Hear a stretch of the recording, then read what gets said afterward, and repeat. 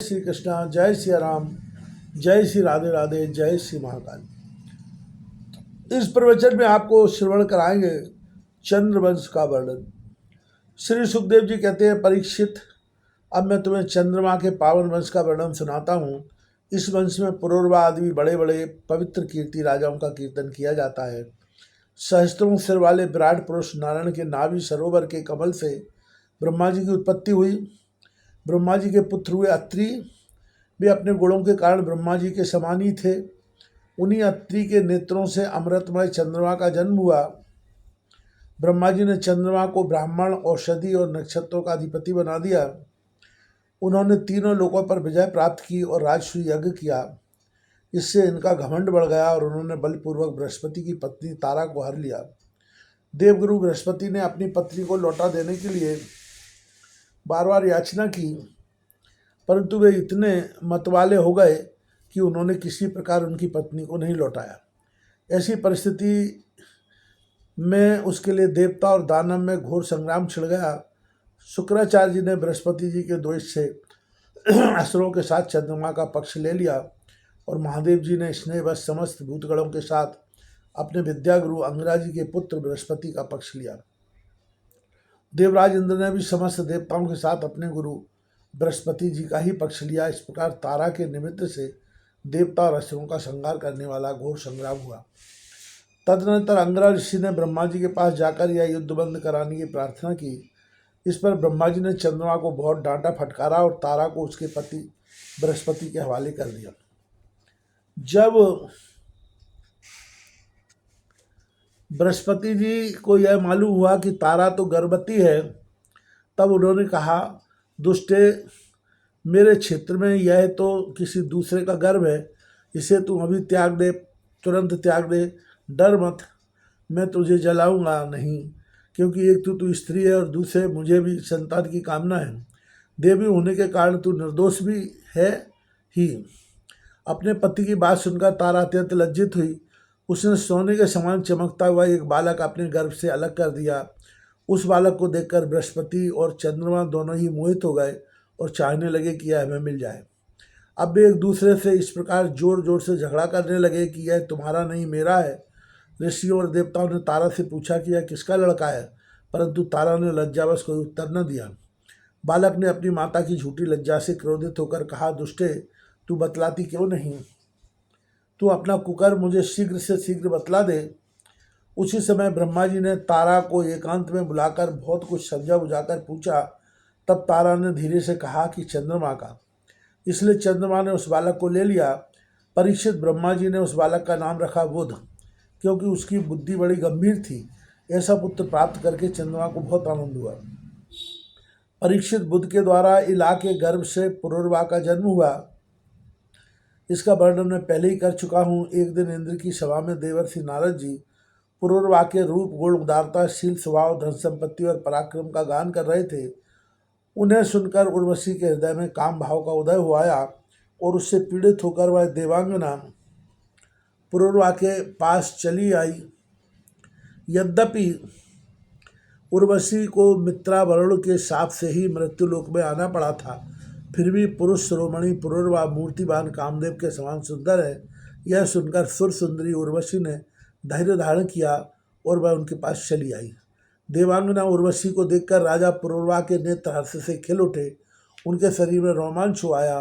उन्होंने बड़ी मीठी वाणी से कहा। राजा पुरूरवा ने कहा, सुंदरी, तुम्हारा स्वागत है, बैठो, मैं तुम्हारी क्या सेवा करूं? तुम मेरे साथ विहार करो और हम दोनों का यह विहार अंतकाल तक चलता रहे।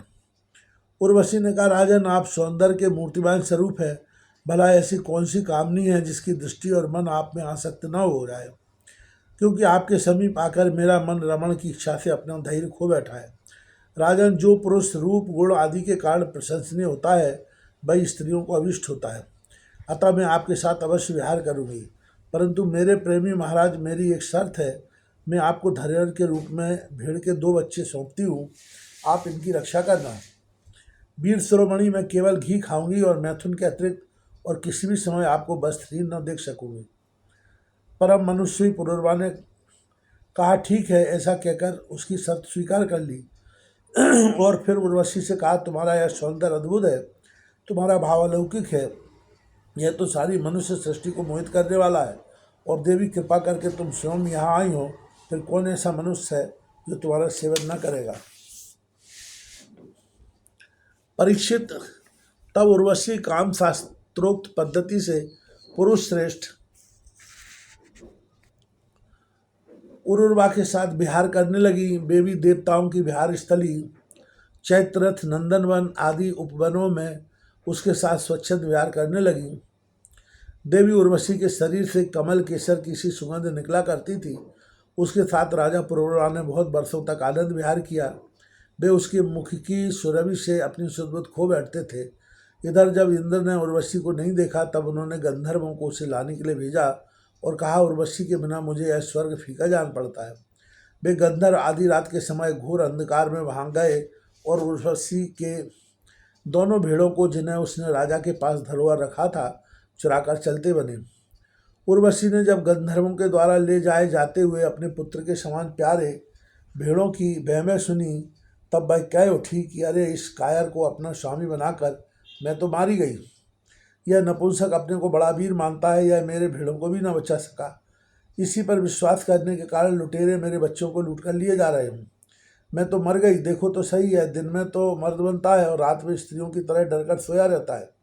परीक्षित, जैसे कोई हाथी को अंकुश से बेच डाले, वैसी उर्वशी ने अपने वचन बाणों से राजा को बीत दिया।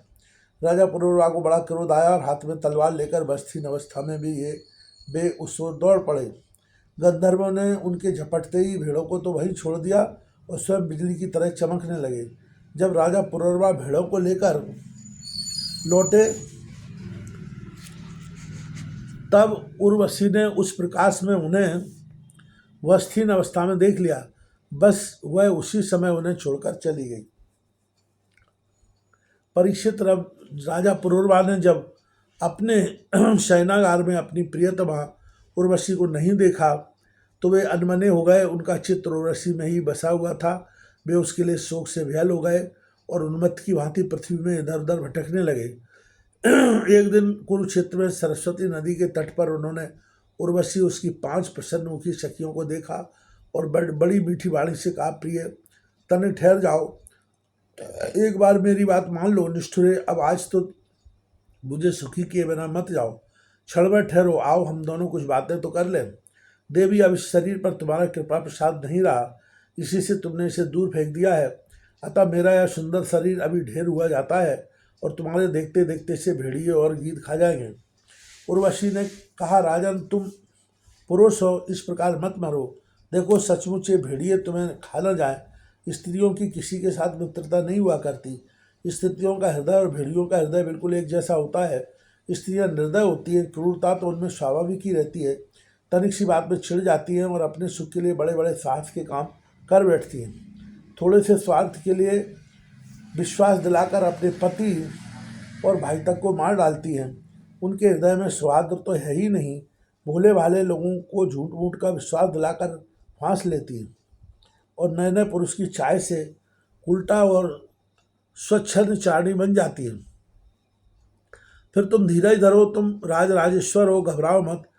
प्रति 1 वर्ष के बाद एक रात तुम मेरे साथ रहोगे, तब तुम्हारे और भी संतानें होगी।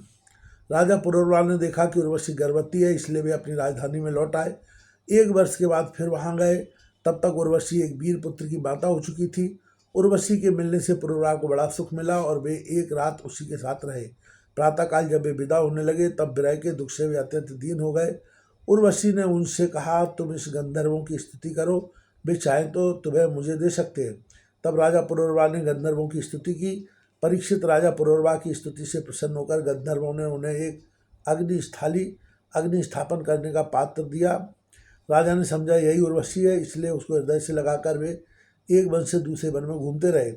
जब उन्हें होश हुआ, तब वे इस थाली को वन में छोड़कर अपने महल में लौट आए और एक रात के समय उर्वशी का ध्यान करते रहे। इस प्रकार जब त्रेता युग का प्रारंभ हुआ, तब उनके हृदय में तीनों वेद प्रकट हुए। फिर वे उस स्थान पर गए जहाँ उन्होंने वह अग्निस्थली छोड़ी थी। अब उस स्थान पर समी वृक्ष के गर्भ में एक पीपल का वृक्ष उगाया था। उसे देखकर उन्होंने उससे 2 अरणियाँ मंथन काष्ठ बनाई। फिर उन्होंने उर्वशी लोक की कामना से नीचे की अरणी को उर्वशी, ऊपर की अरणी को पुनर्वा और बीच के काष्ठ को पुत्र रूप से चिंतन करते हुए अग्नि प्रज्वलित करने वाले मंत्रों से मंथन किया। उनके मंत्र से जात वेदा नाम का अग्नि प्रकट हुआ। राजा पुरुरवा ने अग्नि देवता को त्रयी विद्या के द्वारा आवनीय, गार्हपत्य और दक्षिणाग्नि इन 3 भागों में विभक्त करके पुत्र रूप से स्वीकार कर लिया। फिर उर्वशी लोक की इच्छा से पुरुरवा ने उन तीनों अग्नियों द्वारा सर्वदेव स्वरूप इंद्रियातीत यज्ञपति भगवान श्री हरि का यजन किया। परीक्षित, त्रेता के पूर्व सतयुग में एकमात्र प्रणव ओमकार ही वेद था। सारे वेद शास्त्र उसी के अंतर्भूत थे। देवता थे एकमात्र नारायण और कोई न था। अग्नि भी 3 नहीं केवल एक था और वर्ण भी केवल एक हंस ही था। परीक्षित, त्रेता के प्रारंभ में पुरुरवा ने ही वेद त्रयी और अग्नि त्रयी का आविर्भाव हुआ। राजा पुरुरवा ने अग्नि को संतान रूप से स्वीकार करके गंधर्व लोक की प्राप्ति की।